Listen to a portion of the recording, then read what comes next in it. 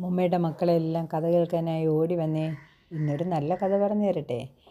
എല്ലാവരും ശ്രദ്ധിച്ച് കേട്ടോണേ. അതിനു മുമ്പ് അമ്മയുടെ ചാനൽ എല്ലാവരും സബ്സ്ക്രൈബ് ചെയ്യുമോ? പറയട്ടെ. ഒരു കൊക്കിൻ്റെയും ഒരു കുറുക്കൻ്റെയും കഥ പറഞ്ഞു തരട്ടെ. അവൾ കേട്ടിട്ടുണ്ടോ? ശരി, കേട്ടോളൂ. ഒരിടത്ത് ഒരു കാട്ടിൽ ഒരു കൊക്കും ഒരു കുറുക്കനും താമസിച്ചിരുന്നു. അവിടെയുള്ള തടാകത്തിൽ മീനൊക്കെ പിടിച്ച് നല്ല സുന്ദരമായിട്ട് നമ്മുടെ കൊക്കമ്മാവനും, കുറുക്കനാണെങ്കിൽ എന്തു ചെയ്യും, അവിടെ മുഴുവനും അവന് വേണ്ട ഭക്ഷണങ്ങൾ കഴിച്ച് രണ്ടുപേരും ഒരിടത്ത് വൈകുന്നേരമായപ്പോൾ സന്ധിക്കും. എന്നിട്ട് രണ്ടുപേരും വളരെ സുഹൃത്തുക്കളായി അന്നന്നത്തെ കാര്യങ്ങളെല്ലാം പറഞ്ഞ് വളരെ സന്തോഷത്തോടു കൂടി ജീവിച്ചു. അങ്ങനെ ഇരിക്കുമ്പോൾ രണ്ടുപേരും അത്ര നല്ല ഫ്രണ്ട്സാണ് കേട്ടോ. എന്നിട്ട് കുറുക്കൻ വിചാരിച്ചു, ഇന്ന് ഈ കൊക്കിനെ എൻ്റെ വീട്ടിലേക്ക് ക്ഷണിക്കാം. എന്തു ചെയ്തു? കൊക്കമ്മാവാ, നീ എൻ്റെ വീട്ടിലേക്ക് വിരുന്ന് വന്നോളൂ, ഞാൻ നിനക്ക് നല്ല ഭക്ഷണം ഉണ്ടാക്കി തരാം. ശരി ശരി സുഹൃത്തേ, ഞാൻ നിൻ്റെ വീട്ടിൽ വരാം എന്ന് പറഞ്ഞിട്ട് ഒരു ദിവസം എന്ത് ചെയ്തു? കൊക്ക് നേരെ നമ്മുടെ കുറുക്കൻ്റെ അടുത്തേക്ക് പോയി. വീട്ടിലേക്ക് പോയിട്ട് ചെന്ന് കയറിയപ്പോഴേ പായസത്തിൻ്റെ നല്ല മണം. എന്താ മണം! രുചി, വായിൽ വെള്ളമൂറി. നേരെ ചെന്ന് എന്ത് ചെയ്തു? സുഹൃത്തേ, ഞാനിതാ വന്നു കേട്ടോ, നിൻ്റെ ക്ഷണപ്രകാരം ഞാൻ വന്നിട്ടുണ്ട്, നീ എന്ത് ചെയ്യണം? വരൂ വരൂ സുഹൃത്തേ എന്ന് പറഞ്ഞിട്ട് കുറുക്കൻ വന്ന് നമ്മുടെ കൊക്കിനെ കൂട്ടിക്കൊണ്ട് അകത്തേക്ക് പോയി. കുറച്ച് നേരം രണ്ടുപേരും കാര്യങ്ങളൊക്കെ പറഞ്ഞിരുന്നിട്ട് ഇനി നമുക്ക് ഭക്ഷണം കഴിക്കാമെന്ന് പറഞ്ഞിട്ട് ആദ്യം എന്ത് ചെയ്തു? കുറച്ച് പായസം എടുത്തൊരു പരന്ന പാത്രത്തിൽ രണ്ടുപേർക്കും വീഴ്ത്തി വെച്ചു. നമ്മുടെ കൊക്ക് എന്ത് ചെയ്തു? മണം സഹിക്കാൻ വയ്യ. നേരെ നീളമുള്ള കൊക്ക് ആ പാത്രത്തിലിട്ട് ഇങ്ങനെ കുടിക്കാൻ നോക്കി. പക്ഷേ പാത്രത്തിൽ പരന്ന് കിടക്കുന്ന പായസം കുടിക്കാൻ എത്ര ശ്രമിച്ചിട്ടും നമ്മളെ കൊക്കിന് കഴിയുന്നില്ല. എന്താ, എൻ്റെ സുഹൃത്തെന്നെ പറ്റിച്ചതാണോ, പറ്റിക്കുന്നതാണോ? സുഹൃത്തേ, ഞാൻ എങ്ങനെയാണ് ഈ പായസം കുടിക്കുന്നത്? എൻ്റെ കൊക്കിന് നീളമാണെന്ന് നിനക്കറിയില്ലേ?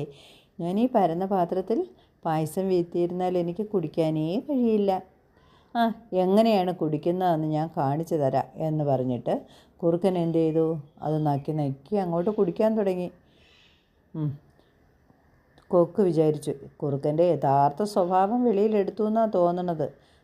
നമുക്ക് യോജിച്ചവരോട് മാത്രം കൂട്ടുകൂടിയാൽ മതിയെന്ന് എല്ലാവരും എന്നെ ഉപദേശിച്ചതാണ്. എന്നിട്ടും ഇവൻ്റെ ചക്കര വാക്കിൽ ഞാൻ വീണുപോയി.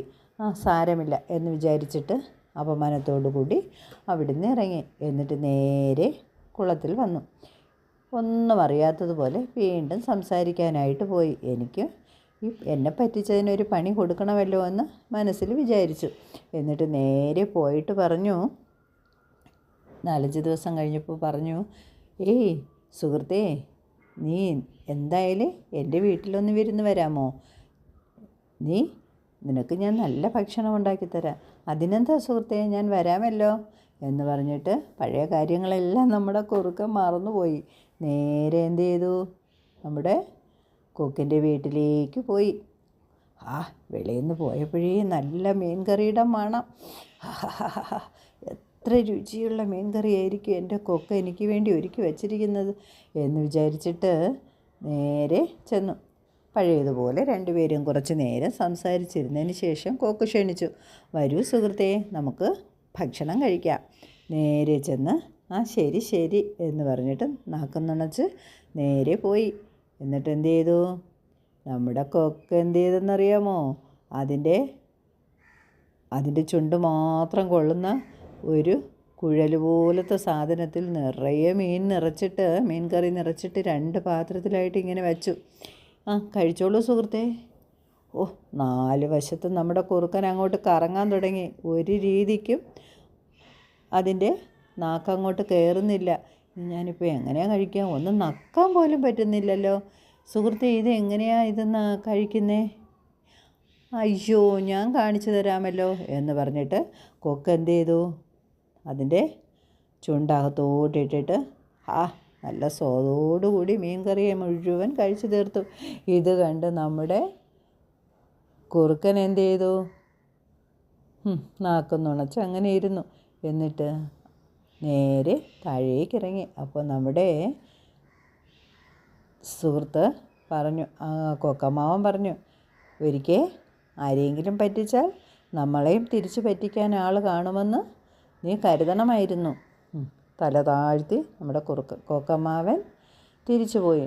നമ്മൾ ആരെയും അറിഞ്ഞുകൊണ്ട് പറ്റിക്കാൻ പാടില്ലേ? എങ്കിൽ നമുക്കെന്നായാലും അതുപോലെ നമ്മളും പറ്റിക്കപ്പെടും. അതുകൊണ്ട് ഇനി ഇതൊരു നല്ല ഗുണപാഠമല്ലേ മക്കൾക്ക്? ശരി, എല്ലാവരും കണ്ണടച്ചുറങ്ങിക്കോളൂ.